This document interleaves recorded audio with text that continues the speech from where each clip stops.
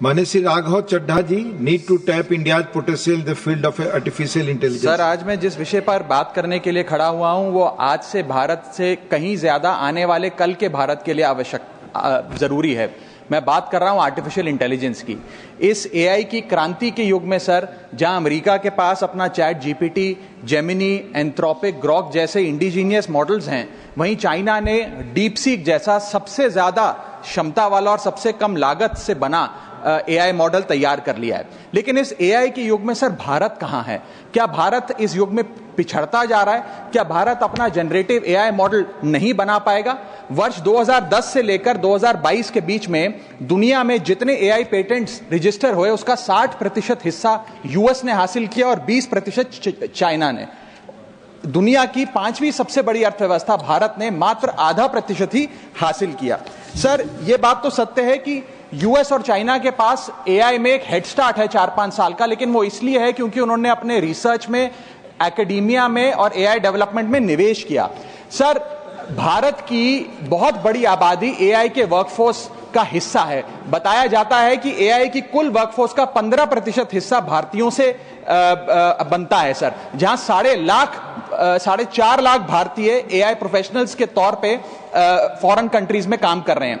Sir, India ranks 3rd in highest penetration of AI skills. इसका मतलब यह है सर कि भारत के पास प्रतिभा भी है, मेहनती लोग भी हैं, ब्रेन पावर भी है, डिजिटल इकोनॉमी भी है और 90 करोड़ से ज्यादा इंटरनेट यूजर्स भी हैं। लेकिन फिर भी कहीं ना कहीं आज भारत एआई का कंज्यूमर बन गया है, एआई का प्रोड्यूसर नहीं बन पा रहा।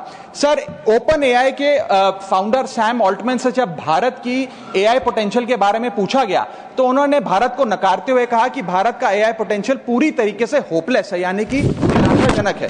आज समय आ गया है सर कि हम उन्हें जवाब दें और भारत इस एआई के युग में एआई प्रोड्यूसर बने, ना कि एआई कंज्यूमर। इसके लिए सर कई कदम उठाने होंगे। सबसे पहले हमें इंडिजीनियस एआई चिप्स बनाने होंगे, इंडिजीनियस चिप मैन्युफैक्चरिंग भारत में इजाद करनी होगी। इसी के साथ साथ सर हमें एक डेडिकेटेड एआई इंफ्रा फंड तैयार करना होगा, एआई रिसर्च ग्रांट्स देने होंगे, एआई टैक्स ब्रेक्स देने होंगे और टैलेंट माइग्रेशन रोकना होगा ताकि भारत का टॉप टियर एआई टैलेंट और देशों में जाकर काम ना करे बल्कि भारत में काम करे।